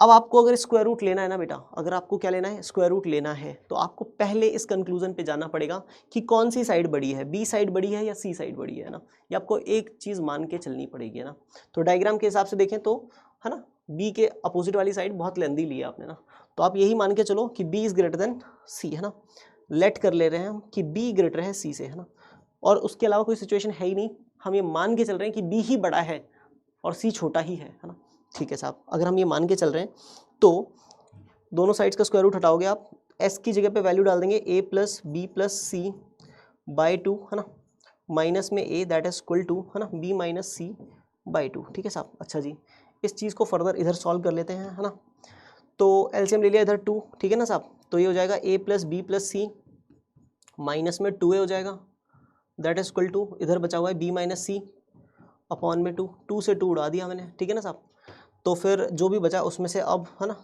क्योंकि जब कटने पे चीज़ें आती हैं तो कटती जाती हैं, तो बी से बी उड़ा दिया गया, है ना, ए में से माइनस किया 2a तो कितना बचेगा माइनस ए, है ना, और प्लस का सी इधर गया तो माइनस का सी, तो माइनस सी पहले से है तो माइनस का कितना हो जाएगा 2c, तो ए का वैल्यू कितना निकल के आया 2c निकल के आया, ये हमारा फर्स्ट कंक्लूजन है ना, सबसे पहली चीज़ जो हमें समझ में आती है यहाँ से कि ए का वैल्यू किसके इक्वल है 2c के इक्वल है। अब इसके आगे क्या करें, इसके आगे क्या करें सर, इसके आगे कहाँ चलें, ए का वैल्यू 2c के इक्वल तो आ गया, अब क्या करें सर, इसके आगे क्या किया जाए, ठीक है, दो साइड्स के बीच में रिलेशन आ गया, बची हुई दो साइड्स के बीच में हमें रिलेशन चाहिए, उसके लिए फिर से हम आगे बढ़ेंगे, ठीक है ना साहब। अब आगे क्या करते हैं हम, ये रिलेशन याद रखने के बाद आगे क्या करते हैं ना, आगे हमने सोचा कि हम, है ना, दो इक्वेशन यही लिख लेते हैं ताकि फिर आगे वाले पेज पे ज़्यादा दिक्कत ना आए, है ना, आगे वाले पेज पे हम ज़्यादा चीज़ें नहीं लेके जाएंगे, कैलकुलेशन इधर ही कर लेते हैं, ठीक है, तो नहीं नेक्स्ट पेज पे तो मैं जाऊँगा, लेकिन कुछ चीज़ें यहीं से जो डायग्राम से चाहिए वो यहीं पे लिख लेते हैं। अब मैंने सोचा कि मैं कौन से ट्रायंगल में पाइथागोरस लगाऊं, LNI ट्रायंगल में पाइथागोरस थ्योरम लगा देता हूं, कौन से ट्रायंगल में, इन ट्रायंगल LNI, है ना, ठीक है, तो बताइए क्या होगा, पाइथागोरस थ्योरम लगाऊंगा तो मैं LI का स्क्वायर जो होगा, जो कि बेसिकली R है ना, LI का जो स्क्वायर होगा वो किसके इक्वल होगा, वो इक्वल होगा IN के स्क्वायर प्लस NL के स्क्वायर, है ना, NI का स्क्वायर प्लस NL का स्क्वायर, ठीक है साहब। NL का यूज़ क्या करेंगे कुछ समझ नहीं आ रहा, कोई बात नहीं, पर NI जो है ना वो मुझे किसी भी हालत में कहीं से भी नहीं मिलने वाला, तो NI को रिप्लेस कर देते हैं। LI को क्या लिख दूंगा मैं, स्मॉल r लिख दूंगा, उसका square that is equal to NI जो है बेसिकली इस ट्राइंगल में है ना, let me use different colour, green colour ले लेते हैं या ऑरेंज कलर ले लेते हैं, पिंक कलर ले लेते हैं। ये जो NI है ना इसको हमने इस ट्राइंगल से निकाला, ठीक है ना साहब, और इस ट्राइंगल में उठा के फेंक देते हैं ना, यानी सर देखो NI स्क्वायर की वैल्यू जो है ना, NI स्क्वायर की जो वैल्यू है ना वो हमने इस ट्राइंगल से निकाल ली है ना, मतलब NI स्क्वायर इस ट्राइंगल में मेरे पास आ रहा है, यहाँ पे NI स्क्वायर की वैल्यू रखनी है मुझे है ना, तो वो मैं कौन से ट्राइंगल से रखूँगा, ANI ट्राइंगल से रखूँगा ना, तो ट्राइंगल ANI में, इन ट्राइंगल ANI है ना, यहाँ पे लिख देता हूँ मैं आपको है ना, ANI ट्राइंगल में बेसिकली AI स्क्वायर जो होता है ना, AI का जो स्क्वायर होता है वो किसके इक्वल होता है, AN स्क्वायर प्लस में NI स्क्वायर है ना, तो यहाँ से NI स्क्वायर की वैल्यू निकाल सकते हो आप, AI square minus AN square है ना, तो यहाँ पे NI की जगह लिख दिया AI स्क्वायर माइनस है ना AN स्क्वायर, ठीक है साहब, और प्लस में NL square as it is पड़ा रहने दिया जाए।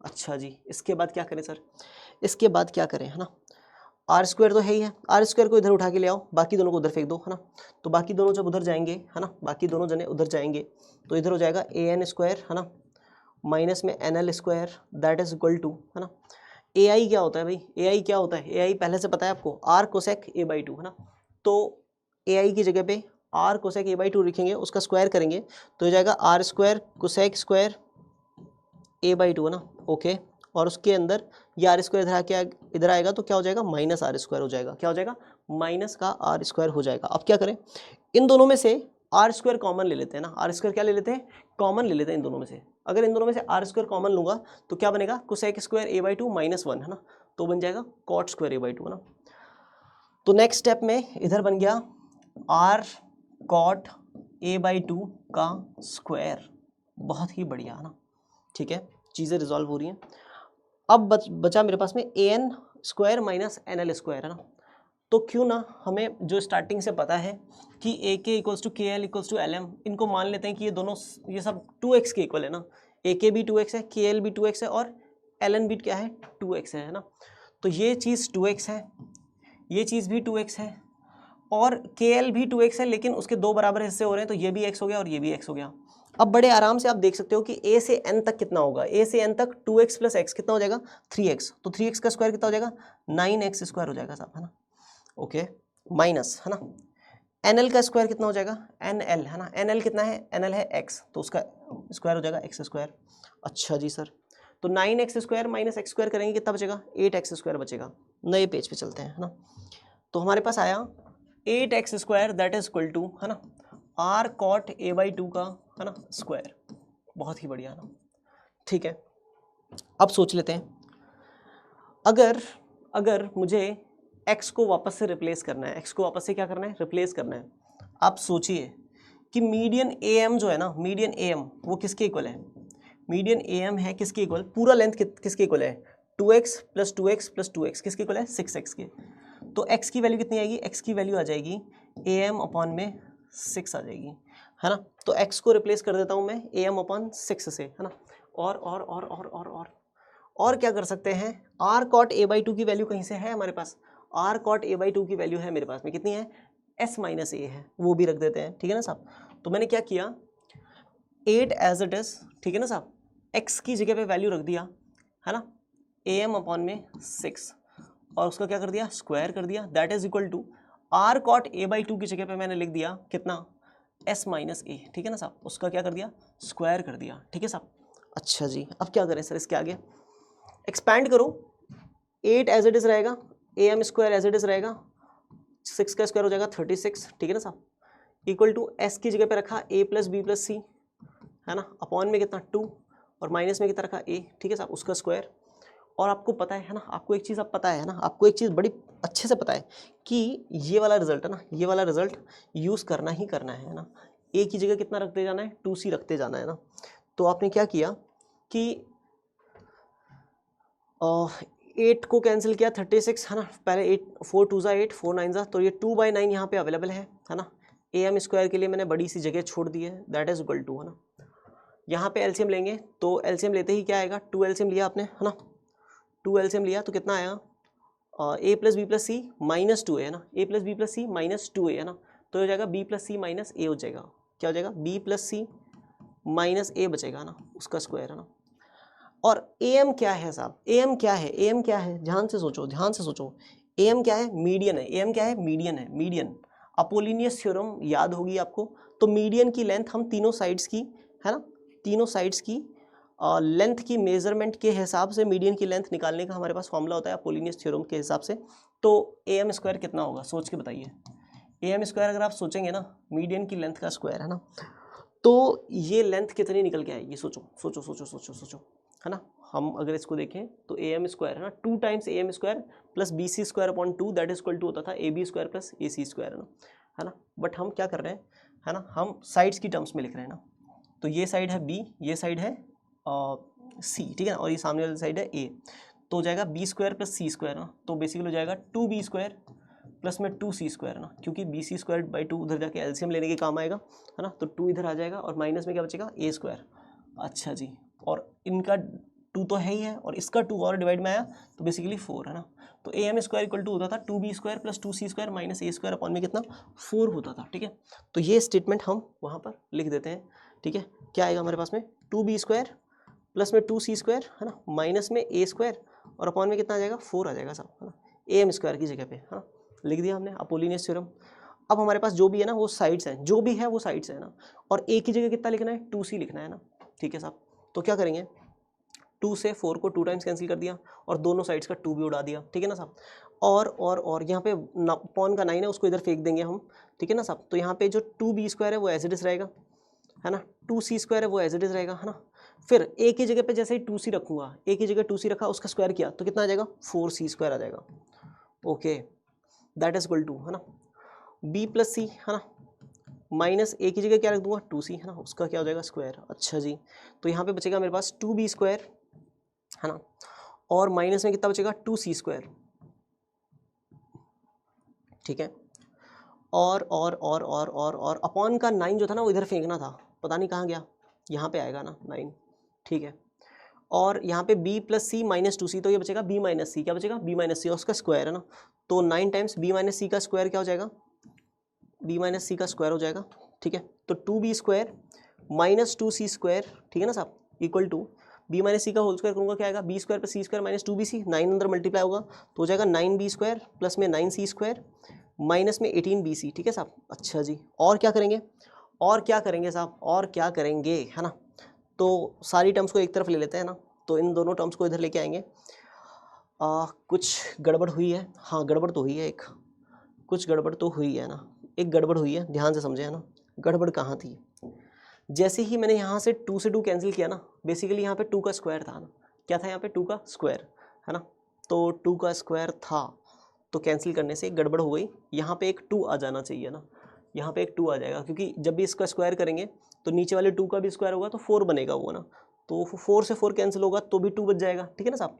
आप ऐसे समझ लीजिए कि हमने क्या किया है, हमने क्या किया है, इरेज करके लिख देता हूँ मैं, ठीक है ना साहब, ठीक है, मैं इरेज करके लिख देता हूँ कि यहाँ पे इसके अपॉन में 4 था और यहाँ पे इसके अपॉन में 2 था, तो ये 4 जो है ना इस 2 स्क्वायर से कैंसिल हुआ, ठीक है ना साहब। और बाहर जो यहाँ पे 2 बैठा था ना वो अभी भी बचा हुआ है ना, जिंदा बचा हुआ है ना, तो 2 यहाँ पे लिखा हुआ है, तो वो 2 यहाँ पे अगर लिखा हुआ है तो बेसिकली वो 2 क्या करेगा, इन दोनों को क्या बना देगा, वो 2 इन दोनों को क्या बना देगा, है ना, ये बना देगा 4b स्क्वायर माइनस में 4c स्क्वायर। अच्छा जी, और ये दोनों टर्म्स इधर आके माइनस हो जाएंगी, है ना, तो ये 9b स्क्वायर में से 4b स्क्वायर माइनस हो गया तो कितना बचेगा 5b स्क्वायर, है ना, और 9c square minus 4c square इधर आया तो प्लस का 13c स्क्वायर, है ना, ओके।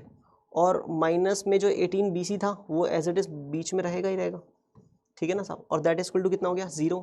अब इसको फैक्टराइज कर सकते हैं अगर, तो हमारे को बी और सी में एक और रिलेशन मिल जाएगा, ए और सी में रिलेशन है, बी और सी में भी रिलेशन आ जाएगा, तो साइड्स का रेशियो पता चल जाएगा, क्वेश्चन खत्म हो जाएगा। तो क्या किया, 5b स्क्वायर माइनस 18bc को लिखा माइनस का 13bc माइनस का 5bc, है ना, और प्लस में 13c square as it is, that is equal to कितना हो जाएगा साहब 0। अब क्या करें, दोनों में से क्या कॉमन ले, इन दोनों में से क्या कॉमन ले, इन दोनों में से b कॉमन लिया, क्या बचेगा 5b माइनस 13c, ओके। और इन दोनों में से c कॉमन लिया, 5b माइनस 13c, ठीक है ना साहब, दैट इज इक्वल टू 0। दोनों में से 5b माइनस 13c कॉमन ले लिया, तो क्या बच जाएगा बेटा, b माइनस c बच जाएगा क्या, हाँ जी, दैट इज इक्वल टू कितना हो जाएगा, 0 हो जाएगा। तो या तो 5b इक्वल टू 13c है ना, या फिर b minus b equal to कितना है, c है ना। b इक्वल टू c तो हो नहीं सकता, पूछो कैसे, पूछो पूछो पूछो पूछो, है ना, मैं हूँ बताने के लिए, है ना। b इक्वल टू c क्यों नहीं हो सकता, क्योंकि देखो b और c अगर बराबर हो गए, है ना, तो ट्राइंगल की जो 3 साइड थी ना, उनमें से ये साइड तो a थी, है ना, अगर ये साइड c है और ये साइड भी c हो जाए ना, जो कि b होना चाहिए था, वो क्या हो जाए, c हो जाए। तो आपको पता है ना a इक्वल टू 2c आया था आपके पास में, a इक्वल टू कितना आया था, 2c, है ना, यानी एक साइड की लेंथ बाकी दो साइड के लेंथ के सम के इक्वल हो जाएगी, है ना। और हमें पता है कि ट्राइंगल कब बनता है, जब कोई भी 2 साइड्स की लेंथ का सम थर्ड साइड से क्या हो, ग्रेटर हो ना, लेकिन थर्ड साइड के तो इक्वल हो जाएगा, है ना। तो b और c इक्वल नहीं हो सकते, है ना, किसी भी सिचुएशन में b और c इक्वल नहीं हो सकते, है ना। ये इनवैलिड क्यों है मैंने बता दिया। तो यहाँ से पता चलेगा आपको कि b अपॉन में 13 जो होगा ना, वो c अपॉन में 5 के क्या हो जाएगा, इक्वल हो जाएगा। लेकिन हमें एक और चीज़ पता थी, है ना, हमें एक और चीज़ क्या थी, पता थी, है ना, कि a किसके इक्वल है, 2c के, है ना। तो हम क्या करेंगे, 2 को डिवाइड में ले आएंगे, तो a/2 जो था ना, a/2 जो था ना, वो c/1 के इक्वल है। लेकिन यहाँ पे c/5 है, तो क्या करेंगे, 5 का मल्टीप्लाई डिवाइड इधर भी करेंगे, नहीं, दोनों साइड्स में 5 का डिवाइड कर देंगे ना, दोनों साइड्स में क्या करेंगे, 5 मल्टीप्लाई कर देंगे, इधर भी 5 और इधर भी 5। तो आपको पता चलेगा a के अपॉन में 10, c के अपॉन में 5, है ना, और c अपॉन 5 किसके इक्वल है, b अपॉन 13 के, तो b अपॉन 13। तो बेसिकली मेरे पास रेशियो आ जाएगा a अपॉन में 10 इक्वल टू b अपॉन में 13 और c अपॉन में 5, है ना। तो क्या प्रूफ करना था हमें, क्या प्रूफ करना था यार, याद नहीं रहा क्या प्रूफ करना था। हमें प्रूफ करना था कि साइड्स ऑफ द ट्राइंगल जो है ना, वो कौन से रेशो में होंगे, 5:10:13 में, है ना, 5:10:13 में साइड्स का रेशो रहेगा। तो क्या यहाँ पे साइड्स का रेशो 5:10:13 ही आया क्या, है ना, सोच के देखो, a:b:c देखें अगर, क्या क्या आएगा भाई, है ना, क्या क्या आएगा, है ना। अगर a की वैल्यू निकालूं तो 10 के, b की वैल्यू 13 के और c की वैल्यू 5 के, है ना। तो 10 के, 13 के और 5 के, है ना। तो 5, 10 और 13 यही रेशो है, बिल्कुल यही रेशो है। यही प्रूफ करना था हमें ट्राइंगल ABC के लिए, किसी भी ऑर्डर में साइड्स का रेशो 5:10:13 होना चाहिए, यही प्रूफ करना था, है ना। तो यहाँ पे हमने ये प्रूफ कर दिया, हैंस प्रूव्ड। होप सो ये कहानी आपको, है ना, अच्छे से समझ में आ गई होगी, है ना। आपको इन क्वेश्चंस में मज़ा आया होगा, है ना। हमने क्वेश्चन डिस्कस किया आज एक USAMO का, है ना, और एक क्वेश्चन डिस्कस किया हमने इनमो का, ठीक है ना साहब। दोनों ही PYQs थे, दोनों ही अपने लेवल में RMO में आने वाले क्वेश्चंस से अच्छे लेवल के क्वेश्चंस थे, ठीक है ना साहब। RMO में आने वाले क्वेश्चंस के लेवल से अच्छे लेवल के क्वेश्चंस थे, ठीक है ना साहब। तो आपको करना क्या है, क्वेश्चन में आपको लिमिटेड इन्फॉर्मेशन गिवन होगी, है ना, बहुत ही लिमिटेड इन्फॉर्मेशन आपको क्वेश्चन में गिवन होगी। उसमें आपको क्या करना होगा, थोड़ा थोड़ा, है ना, चीज़ें इंट्रोड्यूस कराते आप जब आगे बढ़ेंगे और किसी एक particular algebraic format of equations तक पहुँचेंगे, और है ना, एल्जेब्रिक इक्वेशंस बनाने के बाद में तो फिर आप खेल जाओगे, मुझे पता है ना, ठीक है, मैंने देखा है, वर्कशॉप में भी मैंने बच्चों को देखा है, और IUQM के जब क्लासेस चल रही थी तो बच्चों के जो कमेंट आते थे क्वेश्चंस को लेकर के कि सर इस क्वेश्चन को हम ऐसे कर सकते हैं क्या, इस क्वेश्चन को ऐसे कर सकते हैं क्या, वो चीज़ें मैंने देखी हैं। तो आप मान के चलिए, अगर आप IUQM 2023 है ना क्लियर करके आ रहे हैं, तो आपको इतना तो पता ही है कि कैसे क्वेश्चंस को, है ना, एक पर्टिकुलर लेवल तक पहुंचने के बाद में तो उसको आप आगे पहुंचा सकते हो ना। और वो स्टार्ट जो है ना, वो स्टार्ट कैसे मिलेगा ना, उस स्टार्ट के लिए आपके पास अच्छा खासा टाइम है, 6 सवाल है, 3 घंटे का समय है ना। और जैसा कि पिछले कुछ ईयर्स में देखा गया है ना, कि मतलब 3 क्वेश्चन, है ना, 3 क्वेश्चन अगर बन गए ना, मतलब 2 क्वेश्चन पूरे बन जाएं और थर्ड क्वेश्चन थोड़ा आधे से ज़्यादा तक आप बना लेते हो अगर, तो आप समझिए कि आपका ये RMO लेवल क्लियर हो जाता है। तो करना क्या है ना, लड़ते रहना है ना, तब तक लड़ना है जब तक कि क्वेश्चन सॉल्व ना हो जाए, है ना। और सबसे बड़ी चीज़ है ना, सॉल्यूशन लिखने का तरीका ना, आप जो चीज़ें लिख रहे हैं ना, जो चीज़ें लिख रहे हैं, क्या लिख रहे हैं, क्यों लिख रहे हैं ना, दोनों चीज़ें मेंशन करते हुए चलें, ठीक है ना साहब। तो आपको, है ना, उसके पूरे मार्क्स भी मिलेंगे सब्जेक्टिव सॉल्यूशन के, ठीक है साहब। चलिए, बहुत बढ़िया, बहुत ही बढ़िया आज का सेशन रहा, ठीक है। बहुत ही अच्छे तरीके से हमने क्वेश्चंस डिस्कस किए, ठीक है ना साहब। फ्रॉम माय साइड आज के सेशन के लिए, है ना, thanks to all of you, thank you, bye bye, have a nice day, see you in the next class guys, take care and अच्छे से तैयारी होती रहनी चाहिए। पढ़ते रहें, क्वेश्चन सॉल्व करते रहें, PYQs लगाते रहें, एंड ओलंपियाड वाला चैनल भी देखते रहें। Thank you.